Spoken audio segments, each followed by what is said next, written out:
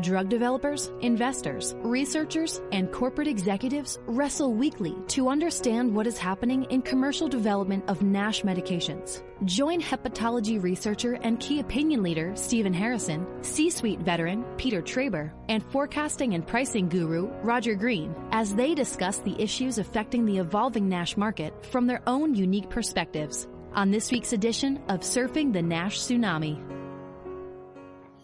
For everyone with an interest in NASH or more broadly, fatty liver disease, Surf's up. Exit 20 of Surfing the NASH Tsunami starts now. Our teenage episodes are over. We're 20. We're almost old enough to drink if we so choose. But more than that, it's time to take a breath, speak and think a little slower, take life in. Of course, it may be that I'm back from a week of vacation, but I'm going to decide that it's that we're all getting older and more mature as a podcast now. Vacation was great. Most of the time, the tourists were not too crazy. Most people wore masks. Most people remembered social distance. All that was good. We have 5 surfers today. All the regulars are here. And for the first time in 3 weeks, no guests. Although starting Thursday, when we start Easel, we will have guests all the time for a while. First Alert keeps growing. Another 20 people joined this week. Thank you very much. I think this would be a great week to send us your email if you haven't yet, because we will be sending you notices as soon as we drop the podcast each night of Easel. And if it takes Apple or whomever 12 hours to catch up, you will be well into the next day before you get what you could have gotten the night before if you had downloaded it. Last week's episode, kudos to Donna and to Wayne, got off to the fastest start yet, larger even than the week 12 episode about Intercept at the FDA. We now have over 19 people on the LinkedIn bulletin board, and now that I'm back from vacation, I'll be starting to chat with people daily. And because we've been doing this for a while, we're starting to look at making minor refreshes in the podcasting. We'll be asking about that on the discussion groups too. So if you can join us, that will be wonderful. For music this week, we have another piece from Jeff Ramsdale and the British Liver Trust. And this week kicks off something we've been really excited about for a long time, our Digital ILC coverage. Today, we're going to talk about what we expect to get out of the week. We'll have episodes Thursday, Friday, and Saturday afternoons. They will come up on Friday, Saturday, and Sunday mornings after each day's events.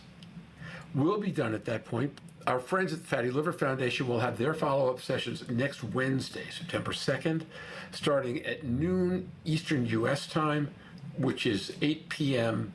Central. So on the podcast, let's talk about our personal highlights this week. I know everybody's got some. Who wants to go first? This is Donna. I will say that I'm very pleased that one of my friends whose daughters is a great baker invited us over for a very socially distant exchange of what we call puppies and pies. So her daughter made this delicious strawberry pie, and I brought my adorable Yorkies, and we had a brief but wonderful social interaction. So puppy and pies, I think, is our next thing to brighten the pandemic. So Donna, just a question. Are Yorkies capable of social distancing? One is. She had to be persuaded, but her big sister, at all of 8 pounds, wants everybody to have the opportunity to love and adore her. I'll go next. We had a family medical emergency, but thankfully everything was fine, so that's my positive for the week. But it sidetracked my weekend, so no, it was just unexpected. So it had a positive outcome, which was good. So I'll give a personal anecdote. Last week, like most people this time of the year, we dropped our 2 twin daughters off at college for their freshman year. And with all the social distancing and limiting the number of classes and limiting the number of people that can go into the cafeteria and so forth, they were a little bit down for the first couple of days. I got a call from them on Sunday, and they were very excited. And they said, "Dad, we found a church to go to Mass, and we had a wonderful time. The pastor was great. About 30 kids from our school go there, and they were just on the top of the world." So it certainly made their mom and I happy and proud that they found a church home, and that lifted their spirits so much. This is Stephen. I'll go. So I have my last one at home. She's a senior in high school, and we're doing the looking around at colleges thing. But it struck me that I've got less than 1 year left with her at home. So I'm trying to spend as much time as I can with her. And this weekend, we were able to go to the lake and do what 18-year-olds like to do, which is get on the boat and surf. And she's very good at it. Dad, on the other hand, at age 51, it's not my forte. However, my proud moment was the fact that twice I was able to get up and perform. Now, I couldn't do it near to the level of my daughter, but she got a kick out of driving me. She drove the boat and was able to pull me around, and that was a great bonding time. So I'm glad we were able to do that together. So as a guy who's a little older than Stephen, in fact, somewhat older than Stephen, and as a result in a different point in life, my great personal news is that my 2-year-old granddaughter, who moved to Texas with her parents last month, has gotten the hang of reading bedtime stories with her grandparents. And when I got the hang, I mean, she gets into bed with her folks, and we read, and she knows the words, and we've got 3 or 4 books, but we tend to close with Goodnight Moon. For those of you who know the book, which has been around since before I was born, for gosh sakes, it ends by saying goodnight to everything in the room and winding down, and by the time we say together goodnight to noises everywhere, she's really in hush mode. And it's one of the sweetest experiences I've ever had in my life. I don't know how you replicate it. So, and then that's just really started over the last week, so that's been pretty amazing. So with that, good night to the old lady whispering hush. We'll move on to the podcast. We got questions this week, but mostly they were queries about, so what is this digital ILC thing we're doing anyway? So let's dive right into that subject, okay? Just remember, ILC is usually held in April as a major event, I think 10,000 or plus people. This year it was scheduled to be in London. And actually, one of the reasons this podcast started in the first place was because nobody was going to London, and if there were messages that anybody wanted to get out, we needed a new way to do it. So we started the podcast. 5 months later, here we are. So first it shifted to August, and then shortly after that shifted to digital format. And shortly after EASL did that, AASLD announced that they would be taking the liver meeting in November and doing that digitally as well. Now, as I understand it, and Stephen is in a better position to talk about this than anybody, Nash Tag is still hoping to go face-to-face in January. And frankly, Stephen, we're all rooting for America to do well enough that you can do that. I want us to talk about digital ILC really from 2 perspectives. One is, how is digital different than live? And in that regard, we've got 2 people exceptionally well who've thought a lot about this from a bunch of different perspectives. Let me start with Donna. So Donna, you actually had the experience of planning International NASH Day as a digital meeting after it previously having been live. How did that work? What worked better? How'd you plan differently? First of all, it did work. So that was the exciting part. We did have to plan differently. First of all, we had to think differently. And for an organization like the Global Liver Institute, which is young and small, we try to make up for that by being, nimble and quick. And so this was a test for us. Our unofficial tagline is liver advocacy done differently. So we had to, put some engine and truth behind that. So the first thing really was about breaking the mental model of what had been. Thankfully, International NASH Day is not, 20 years old, 50 years old, or anything like that. So while there were some expectations about how it had been done in the previous 2 years with, live events, many of them at clinics or academic centers in different cities around the world, there wasn't a huge amount of precedent where we had to break, everybody's expectations about that were calcified about what IND is or was. But we did have to internally break our own mental model and really think, that on the other side of every challenge is an opportunity. So I had to have my staff, take a breath and really think through what opportunities does this bring to us. And the first was that we could involve more people. We could involve more organizations and, more experts who, like me, weren't traveling around the world and sitting in airports and played. And that did prove true that, our IND panels ended up having 25 different speakers on them.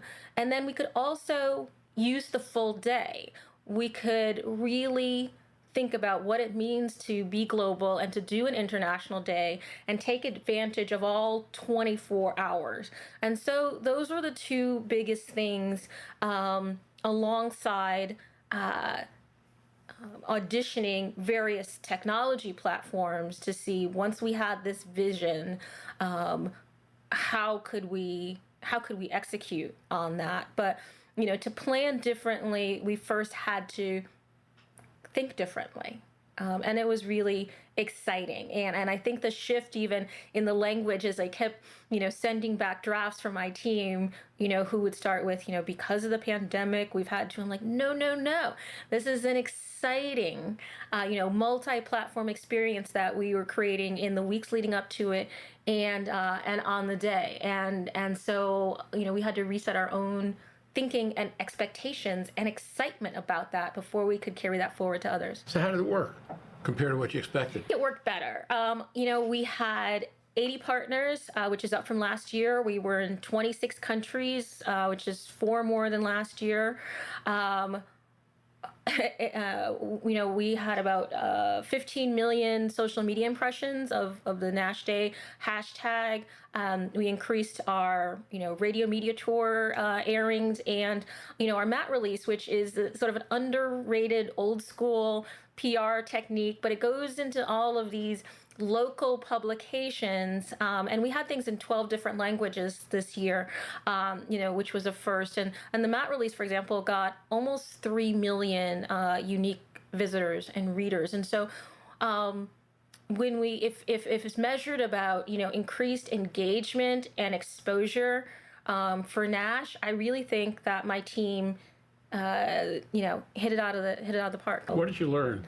Oh, we learned so much. We learned, I learned that, and all of these learnings we're going to, put into place as we're preparing for our Advanced Advocacy Academy in the fall. That will be virtual, our training of liver patients from all forms of liver disease.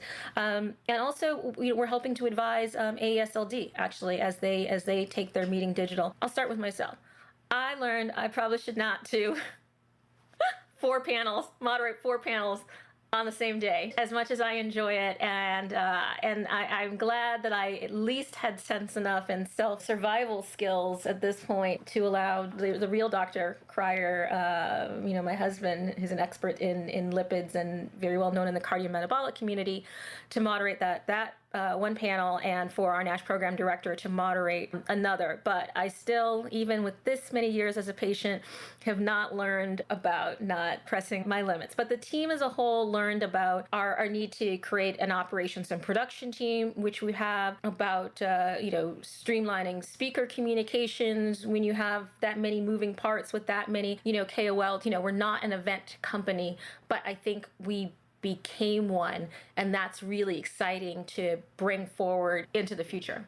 I have one more question. I thought it was great. I got to attend 2 of the roundtables earlier in the day, and then I had personal things going on in my life that made it impossible for me to hear as much as I would have liked.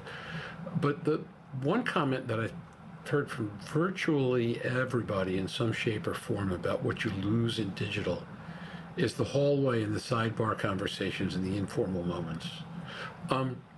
Have you folks thought about any way to replicate that going forward, or is that just going to be a casualty? We have put a lot of thought into that for A3, in particular, our Advanced Advocacy Academy, because it really is so intimate. It's almost 60-70% sidebar in a way, in the connections between patients and to some degree between patients and the speakers, and certainly patients and me. It is really what brings it to life and makes it so special and so sustainable. Breakout rooms, use of chat features, using our Facebook group for discussion, before and after. A3 will have both self-guided sections and live, some pre-recorded, but most Q&A parts. I think we will also advance something that we had started before a little more informally with the alumni of our program pairing with new participants so that they have someone they know they can reach out to talk to, some version of whispering to the person in the next chair. If we can try to recreate that, we can't recreate the cafes of Paris or the pubs of London, or just the passing in the hallway in the Boston Sheraton, but creating connection and some intimacy and partnership and knowing that you have a friend going through the meeting and that there are conversations on the conversation in Twitter and Facebook and elsewhere is something that we're absolutely going to build around our Advanced Advocacy Academy. Hey, Donna, I just had a thought as I was thinking about that, and for Nash Tag, which will be an in-person meeting, by the way, probably be multi-platform for those that can't make it. Talk about that in a little bit, I think. But I love your comment. On the other side of a challenge, what's the opportunity? My tagline for that is obstacles create opportunities. And I'm a firm believer in that. The other thing I would say that I think you now can speak to is testimonials require a test. There's no testimonial if you didn't have a test. And so you're the testimonial for this, which I think is huge. But one of the things that I'm interested in your feedback on as you talk about these chat rooms and these sidebar communication opportunities, one of the biggest things I take away from in-person meetings is that opportunity to network. And while it seems like we are creating opportunities for that in sidebar chats or Facebook chats or whatever, the challenge that I'm faced with sitting in my office at work or sitting at the kitchen table at home is the environment in which I'm in. I'm constantly deluged with either people knocking on my door at work or family events at home that are, I don't want to use the word distracting, but they force me to think about other things rather than that potential deep dive into a network situation. Have you found that to be an issue? And if so, how do you get around that? I think that's absolutely true. I was exchanging with some friends the other day about our morning routines, and it was interesting. It was sort of evenly split between night owls and larks. And, how I use my morning time, that's often when I have the, clarity and the silence to think about who do I need to reach out to. And lately it has been former, bosses and mentors of mine. But, during the course of the day, it's almost like survival. If I could just get through the day with the deluge of communications and people asking for, time and attention and the nitty gritty work. And so I have tried to block off my Mondays and Fridays in particular to give me those uninterrupted times. And we've only trialed it for 2 weeks, and it does allow me to take an impromptu, hey, are you around? Usually I'm like, no, I'm scheduled up for the next 4 days or 4 hours. It's allowed me to take some serendipitous calls, but it's also just allowed me to think about who should I be calling or who should I be interacting with. And so I think deliberately creating those times, even if you need to block it out on your calendar and as a signal to yourself, say networking, and use it to be, mindful about reaching out or just available, since we're often so scheduled up, that may create a path forward. But it is a challenge. Yeah, and I think that's important to, what you mentioned as far as trying to think about how you can separate yourself a little bit to have that dialogue time, that creative time, to kind of drown out the noise of the day-to-day activity and focus on, what's happening right then and there. And instead of just trying to say, well, I've got this meeting for the next hour and I'll be off. That's the other thing about being at a meeting is you're all in, right? You're there 24/7 rather than being back home, where oftentimes, or at least sometimes, meetings become like something you just have to do. I'm going to go do this meeting, then I'll be free. As opposed to being there, everybody understands that you're gone, you're there. And it, I find that also true when there's meetings in my own hometown. I made it a point to try to make it every day, but life got in the way, and sometimes I couldn't make it every time. Whereas So I've come to like the fact that AASLD is in Boston or San Francisco, EASL's in Europe, and everybody knows I'm out, and that's what I'm focused on. So it's a different world trying to work these meetings through virtual pathways. But I think it is doable. We just have to train our mindset a little bit differently. Two things I would add. One is that once I figured out my actual EASL schedule and translated things into the correct time zone for Eastern Daylight Time, I still kept the blocks that I had on my week and my day, that extended, quite a few hours, out, just so for all intents and purposes, I'm at EASL. So that, people would treat me as if I'm at EASL and, I would have some time.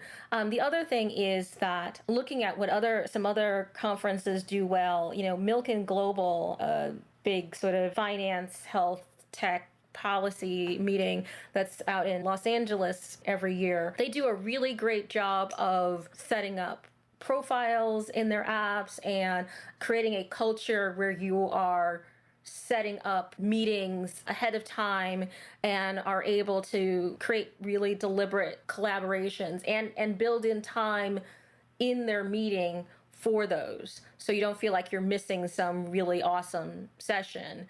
And so the expectation is you are supposed to be meeting all the wonderful people who have been, collected and curated for this event. And so I think that, for meetings like EASL and AASLD, where the networking and the relationship building is so important, perhaps bulking up those sort of profiles or maybe even some, a recommendation feature. It seems like you would find some, value in meeting. And here's time during the meeting for it. One of the things that was really exciting for me that I hadn't realized on the I&D panels were people who hadn't met each other. So to have some clinicians from different countries who, had never been on a call with Ray Chung or Zubair Younasi, and they were like so excited to be on the call, as they should be, of course. But that was really wonderful that we could bring people together through our platform. So I think just really being intentional and using these new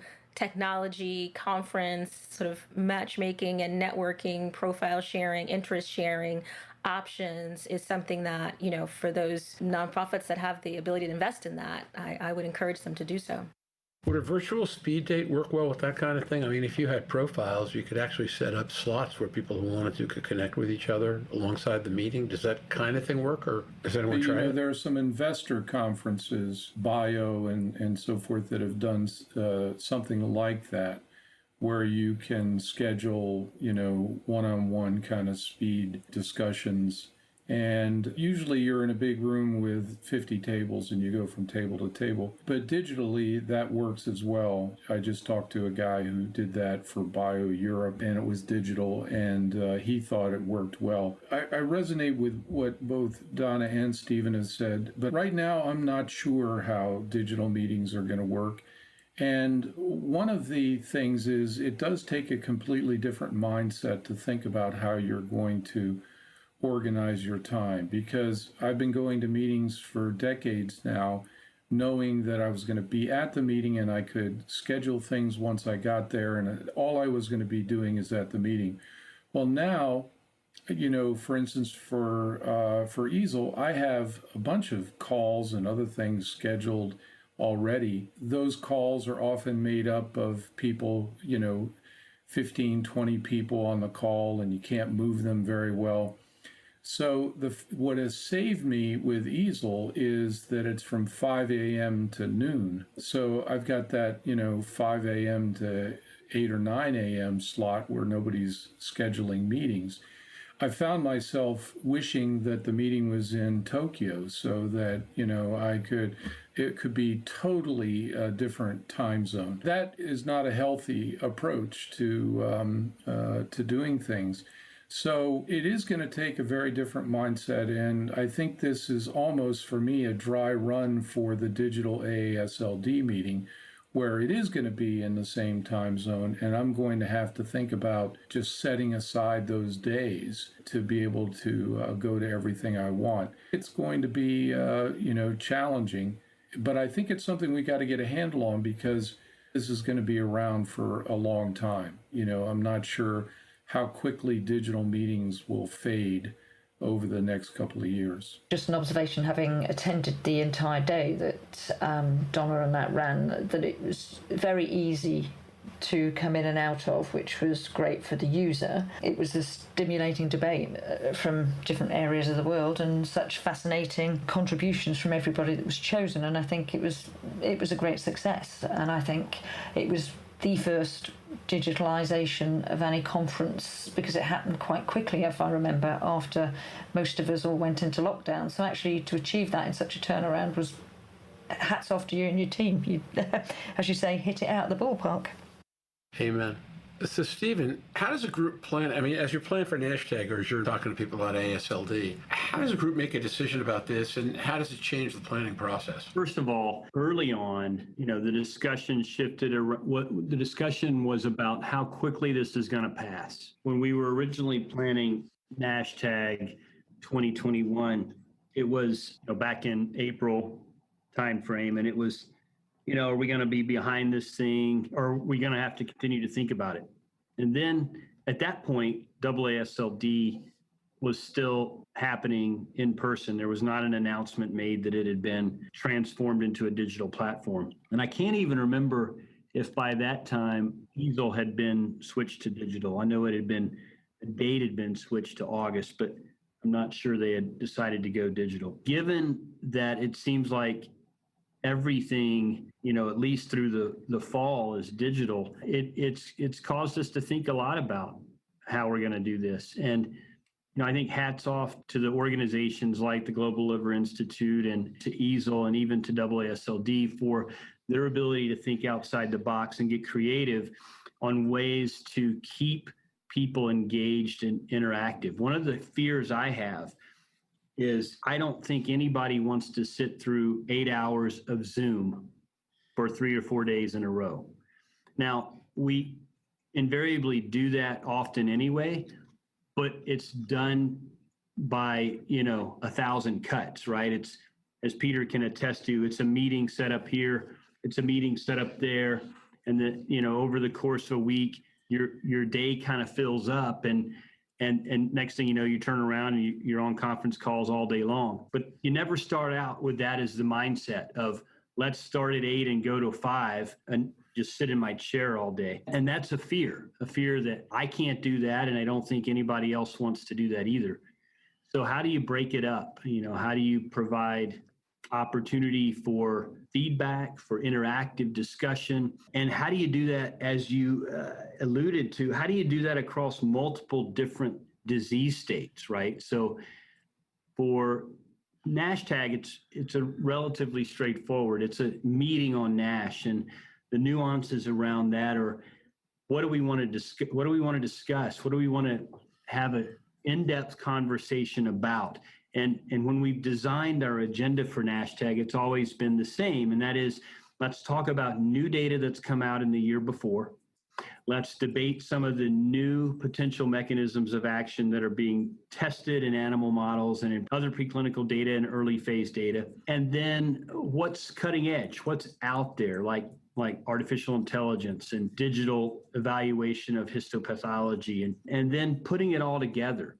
And so for Nash Tag, it's a little bit easier to think about that. But for something like AASLD and EASL, where you've got multiple pathways happening simultaneously, maybe it's liver cancer, maybe it's transplantation, maybe it's NASH, maybe it's viral hepatitis, cholestatic liver injury. How do you allow for participants to multitask and cross from one meeting to the other, but yet not miss out on an important point that's wanting to be made? And I think that's the challenge for these multi-directional meetings that use a large platform to put that together. The challenge we have for Nash Tag is we feel like that meeting in particular is all about networking. It's all about bringing sponsors, investigators, thought leaders, CROs, payers together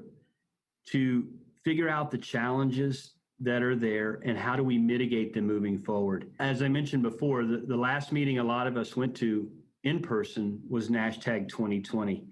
So we have made it a point that we will be there in person for Nash Tag 2021. Now, it doesn't mean that we're not thinking about a multi-platform experience, that we're not thinking about having an opportunity to broadcast virtually, because as Donna pointed out, you open up a whole new opportunity for people that either couldn't afford to get on a plane and come, or they were not allowed to because they were government agencies or whatnot.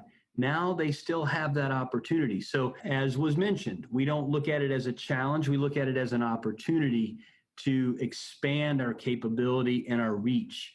But all these things require careful thought. And for a meeting as complicated as EASL or AASLD, there's additional issues related to, what part of the world you're in, how early or how late you have to stay up, not only what, trying to select which lectures you want to listen to or be a part of. Can I just ask a question? Do you see the new digitalization, when we get back to travel, adding a different arm to all of these conferences? Because when we talk about opportunities, the digitalization of these conferences now are mass opportunities for countries who can't, and physicians and nurses who can't afford to travel, to now be part of that global liver world and get access to technology and discussions that they would have never, ever been able to attend and be part of. So that's probably where I see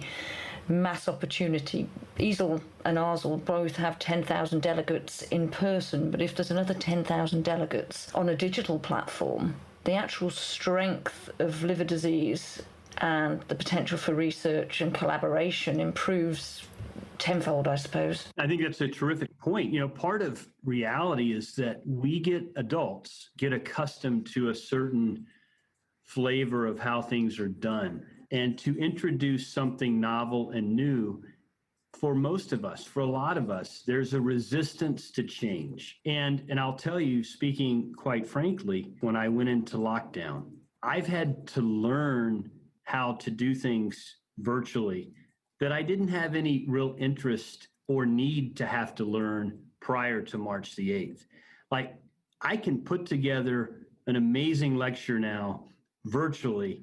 I had no idea how to do that before March the 8th. I can navigate Zoom, Microsoft platform, GoToMeeting, you name the platform. It's easier now to navigate. I'm not an expert at all of it, but I'm certainly more savvy than I was prior to March the 8th. And that's simply because I was forced to have to learn that new way of doing things. A lot of people have had to do that. In fact, if you're in medicine and you haven't done that, I question whether or not you're actually making an effort to keep up, because even seeing patients, you have to have navigated part of that ability to do telehealth. So moving forward, there is a greater sense of having that multi-platform experience available, because more people now will hit the yes button when asked if they want to participate that way, for 1,000 different reasons. Maybe they're on service and can't come to the meeting, but they can be a part of an hour or two in between patients or whatnot. Or they're a government agency and they're not funded to go. Or you name the thousands of reasons. Now they're able to take part on a menu opportunity. Hey, I can't be there for this, but I can log in at this time. And the other thing is you create more of a living document that people can link back to, particularly if you're recording it as well. So I do think there's lemonade that's been made of, the lemons that we've had to live through relative to this way of communication. Let me make one comment here. I agree with all that. And I think there's a real opportunity to combine digital and face-to-face learning and have a richer experience. But everything has a double-edged sword. I am afraid that because of convenience and price and so forth, that many people will choose the digital route and the face-to-face interactions will recede a bit. And I remember how important it was for me when I was a young fellow and faculty member to be able to go and interact and walk up to the Willis Madrys of the world and shake their hand, see Dame Sheila, etc. That was very important. And then I remember young faculty coming up to me and talking to me while I was there. And I think that interaction is something that will decrease if we're not careful.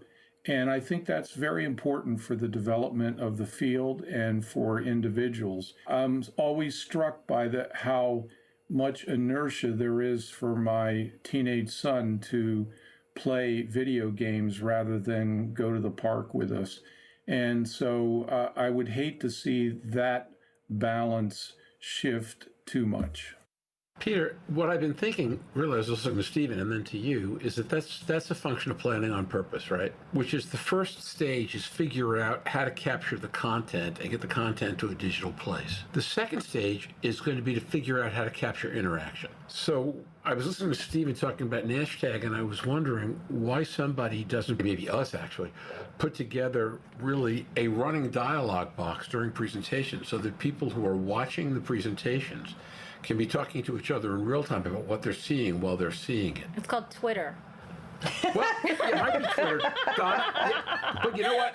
It might be Twitter, but Twitter I is... know. A more internal, I'm just teasing you, a more internal No, you're process. not wrong. You're not wrong. Look, I live on Twitter for that But reason. conference Twitter is an amazing sort of meta experience, both as a speaker, watching the reaction of people to what you or your panel are talking about, or just as a fellow conference goer when you're thinking, is anybody else thinking this, or does anybody else notice this? You are right to focus on that as an important meta conversation.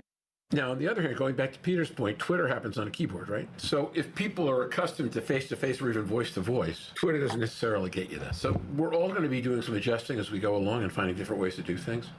And I think, Peter, that is right. Shaking hands, well, for a whole bunch of reasons, shaking hands is not going to be what it used to be. But we'll make adjustments, and I think we'll figure out how to socialize because those interactions really do matter. And I do agree with Donna. Speakers need feedback with the audience members need feedback with each other. We'll sort out how to get it done. It's just something that we have to plan a little harder and maybe learn a few more tricks. One thing I wanted to make sure didn't go without saying, to Louise's point, for patients, for people with disabilities, we've talked for so long about, for those of us who are healthy enough to be privileged to be able to attend a conference or a meeting, to travel to the location, to even sit, up for that many hours straight, let alone to then, interact at receptions with people. For patients and the disability community, this access to not only online content, but the conference experience alongside others on an equal footing is truly transformative. So I do hope that we would keep some form of it as a way of expanding access, for which travel, even once we have a vaccine and the pandemic is controlled, may never be an option. Let me just add this challenge that we face, and this is maybe more regional than it is national and international, or maybe not. Maybe you have insight. So I have a liver meeting every year called the National Liver Conference that is in its 15th year. The only year I didn't do it was when I deployed to Iraq. And it's been a very successful regional meeting. We have about 200 providers every fall. Well, this year, we've gone virtual, and to my point earlier, I didn't want to have an all-day meeting, so I cut the topic times, and we shortened the meeting to 4 hours, so it's 8 to 12. But the challenge has been there's still significant cost in having that meeting, particularly in trying to get the AV situated such that there's a very interactive discussion, and it's not going to, it's not going to fail in the middle of a presentation. And you still have key opinion leaders that you want to give them an honorarium, and you've got to pay people to put it all together. The issue is the funding. And even if you try to put virtual booths together, many sponsors have pulled back funding. And I can imagine the same exists for AASLD and EASL, that they have seen a significant hit to the funding for those meetings. And so that may be a challenge moving forward as well, that I'm not sure we've spent a lot of time thinking about. Listen, I'll just say one more thing about that. If we're delivering similar content, funding to me shouldn't be mitigated or cut short. The real issue that sponsors have is they want that interaction. They want to be able to have that dialogue with their patrons. And I don't think we have a good chat mechanism for that, right? For instance, how do you demonstrate FibroScan on a dummy, or how do you show somebody how MR elastography really works without having something physical to show them? To that point, though, my husband is recovering from one surgery and about to have another in a few weeks. And so we've spent a lot of time on YouTube looking at surgeries and a host of different things. And I remember from my TED Med days and their exhibit hall and the different type of virtualization techniques, particularly for different procedures and new technologies. And I think it would be fascinating and frankly, much more endurable. And to the point about funding, you could demonstrate a reach that's much greater by having sponsorship for investment of these rich 3D videos and imaging that people can sort of go back and forth and analyze from different directions. I think that this is forcing us to research and think about either new technologies or just accelerating and leveraging technologies that exist in ways that we were sort of giving short shrift to before. But I would love to be watching, virtual FibroScan demonstrations and then being able to share them and show them to people who weren't at the meeting. I think it's. I can do that for you.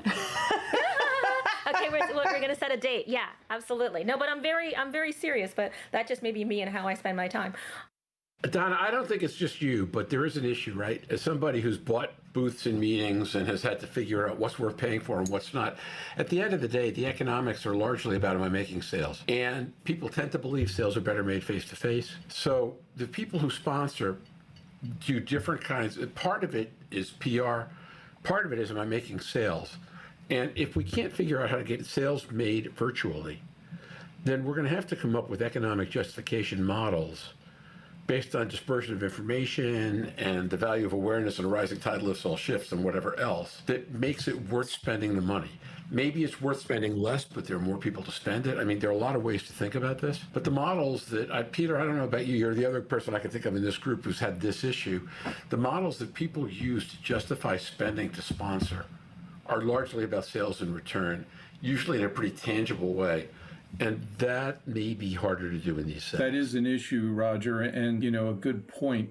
So that personal interaction with individuals face to face is now and probably for a long time will be the best approach to sales and marketing. You can do it remotely and digitally, but those interactions really make a difference because you meet people, you see them, and they're in your mind. And then when you remotely interact with them, it's a much richer experience. So I think that's just a human nature type of situation. And of course, people will push back and say, well, look at the generation you're in, Traber. That may not be for everybody. And I fully acknowledge that that's the case. But I do think that's a standard sales and marketing kind of approach that is going to be important for some time. They're going to need new models. I mean, it isn't merely the approach, but if the approach changes and there are better ways to make sales, then someone's going to have to figure out how to put dollars and cents on it, because that's going to drive sponsorship as investment thinking to a significant degree, I think. Okay, to wrap up this conversation, I'd like to ask each of you two questions, fairly concise answers. Number one, what's the biggest thing you think will come out of the EASL meeting later this week? And of the different presentations that you're sharing through our podcasts, Which is the one that you're most excited about? I'm going to speak up for Louise's nurses channel and day. Once I had a chance to really digest the whole thing, the thing I'm most excited about for the fact of having it, that role for nurses, as well as the content that has been created. And I suppose, what do I expect the biggest news coming out of this meeting? I suppose it will be the validation of more and more non-invasive tests. And looking at some of the abstracts so far, there's quite a strengthening for some of them, which is good news. But I think the thing I'm excited about is actually there's a little bit more on the role of multidisciplinary teams and looking at community aspects and in primary care. And I think, obviously, that's where I see early diagnosis and early identification of liver. So I'm quite excited to see what comes out of that and sort of health wellness management as a more coordinated effort. There are two things I'm looking to come out of this conference. One, I'm reviewing the optimal endpoints symposium where they're going to talk about histology or non-invasive biomarkers. I'm hoping that the experts that are going to be speaking there are going to have some novel ideas and approaches to how we may go forward with this. And then the second thing is the review of the new abstract on the Atlas trial, where they've taken typical histology endpoints and redone that with machine learning. And there are a number of you that are going to be reviewing machine learning and histology and so forth. And I think that that's going to be both controversial as well as mind stimulating in terms of how we may think about pathology going forward. Three real areas I think that will be important to focus on, and all of them, most of them were hit on already. Number one, just to reiterate, non-invasive testing. I think we will make an incremental step forward in our understanding of these. I think we will build off the fact that sequential testing is better than individual testing, whether it's imaging or wet biomarkers alone. Well, here's some novel mechanisms of action. We'll actually have clinical data on novel mechanisms of action, something we haven't seen before. It's different than FXRs or THR betas or FGF21s or 19s or PPARs. We actually have some pretty unique data coming out there, and that'll be shared by several providers. And then the combination therapy, I think, is key as we begin to learn how these therapies synergize and harmonize with each other. And then finally, I think, in summary, these podcasts such as ours, where we're synthesizing data across a broad platform and giving that to the listenership, I think how that plays out will be very important on the back end. And so I'm anxious for our listeners to let us know how helpful this was at the end of the day as we prepare for AASLD and other meetings where we'll be able to synthesize data for them. So, Stephen, I totally agree with you. In fact, to me, this whole meeting is about synthesis and integration of a whole bunch of different kinds, everything we've talked about, right? Combination therapies, novel modes of action as a form of synthesized learning. Everything about non-invasive testing, and particularly the idea that you test sequentially, is about synthesized learning and ways to inform and educate people. The good thing about a meeting like this is it's accessible to a lot more people. The challenge around that is to help people digest it. And this podcast may be one way to do that. I think, as Donna points out, conference Twitter is another. There are a bunch more. But this becomes a massive experiment and the first opportunity to broaden the community and to help the community synthesize a lot more information intelligently at the same time. Even if it doesn't work exactly right this time, this is the brave new world we're heading into, and I'm really excited that we get to be part of it. And I would like to see what everybody learns and how they put the pieces together as we go forward from the end of this week. All right. With that as a closing comment for today, let me just let you know a couple of things. Our KOL on Thursday will be our friend Naeem Al-Khoury, who talked about Thursday as part of episode 15, and he's going to come back and focus on the two papers that he talked about that day, along with us. On Friday, we'll be joined by Professor Vlad Ratziv from Paris. On Saturday, by Professor Youre Schattenberg from Mainz in Germany. Very excited to have them here. We probably will have an announcement out tomorrow about a sponsor presentation on Thursday. We're just nailing down the final notes on that right now. But that would be exciting for us, and it would also be about innovation and non-invasive testing, so that would be a good thing on that level as well. With that, let's go directly to close, starting where we always do. biggest surprise that each of you heard today, or thing you heard that surprised you the most? I don't think it's a surprise to me, but it was the discussion about how we might be able to integrate in-person meetings and digital platforms, because I think a lot of growth can come out of that thinking and make a richer experience across the board. So I think that's one of the things that stimulated my thinking. I think the thing that surprised me most was just appreciating exactly how much hard work goes into the digitalization, and I think Donna was key on that and her team. And I think I just can't imagine the size of the digitalization for Easel and that Phil Newsom and all of that team have done there. So I'm really looking forward to seeing how that works on the platform and where it can go. I want to be pleasantly surprised and be able to go to Utah in January. I want to physically be at Nash Tag. That's going to be my new hashtag goal for my first one for 2021. And thank you, Stephen, for hopefully holding fast and making that possible and safe for us all. Well, I'm counting on you being there, Donna, for sure, because I'm definitely going to be there. I think ultimately, again, not a surprise, but just a clarity on how we're pivoting a little bit with these meetings. And I think it's all going to be positive. I think we will get beyond COVID. I know we'll get beyond COVID, but I think the way we deliver and disseminate information will have changed, and it'll have changed for the better. Will there be meetings in person? Yes. Those didn't go the way of the dodo bird. They're not extinct. They're going to come back. But I think we will be able, we've learned how to deliver information in such a way that we can extend the reach of what we want to do without sacrificing the ultimate goal, and that is delivering top-notch education that improves our patients' lives and how they feel, function, and survive. And ultimately, this is going to be a win for everybody. Agreed. So first, the data point, and this is American politics, nonpartisanly expressed, but polling in the aftermath of last week's Democratic convention showed that more people who watched that convention felt that virtual was better than in person. In fact, 44 said virtual was better, 42 said not meaningfully different one way or another. Only 12 or 14 said, boy, I wish we could go back to in person. So obviously, there's something that people get out of a decently organized virtual event. And I'm sure the Republicans will be decently organized as well. It's not a partisan statement. It's just that people like virtual better than we thought they would. And with that as a backdrop that I took into this conversation was Donna's comment about all the people who are unable to go, they can't afford to go, or physically they're compromised in a way they can't go or they can't take advantage, who will now be able to be part of this experience. And over time, we need to turn that from a passive experience to an interactive one. We'll all be working on ways to do that.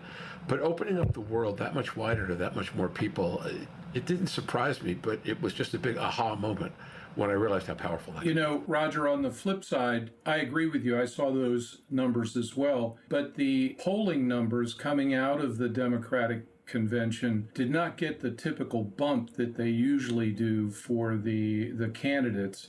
And I wonder whether, going back to your issue of sales and marketing, whether it may be something people like more, but is it as effective? Okay, so Peter, we've agreed we're never going to talk about politics, but next week, after the Republicans, let's pick this one up again when we can look at the two different models and see what there is to learn. I completely accept your point. I just don't think we're going to know, at least until we see what happens. I think we should all vote Yorkie. I think that would solve most of the strife in the world if we decided to all vote Yorkie. As a cat person, I violently disagree. And by the way, you know who wins a fight between a cat and a dog every time? You've got it easy. We had Brexit. Yeah, 49 and 51%. We still have, although it's all gone quiet now with COVID. So, okay. So just to wrap up, we'll be with you 3 more times this week. We're going to come on Thursday, Friday, and Saturday. You'll get a Friday, Saturday, and Sunday mornings. Depending on where you live in the world, if you live in LA, you'll still get a Thursday, Friday, and Saturday, or on the West Coast. Come to the discussion groups. We're going to be looking for guidance from you folks about what we want to talk about and how to do it better. If you email us your addresses, we'll send you drops as soon as we drop tape, which means you'll be able to access it probably 6 to 12 hours sooner. All right, all good things. Special thanks to our engineer, Mike Wilson, to Buzzsprout. Eric Rounds runs our social media for us, our media coordinator, Paula Teale, who's having quite a job this week getting microphones to different corners of the world. In fact, I know he was on the phone this morning calling retail stores in Paris to figure out how to get a microphone to Professor Rassiu. Ryan Segura, our extraordinary editor, coming to us from the Wall Street Journal, journalism and teaching kids how to write. You, subscribers and listeners who are helping to build this podcast. We will be back tomorrow. This tape will be on, where it's Monday now, you're going to hear this on Thursday. We will be back tomorrow, to the listener, with day one of Easel, a busy week ahead. Enjoy the Jeff Ramsdale music on the way out. Stay safe, surf on, and we'll see you on the podcast. Bye-bye now.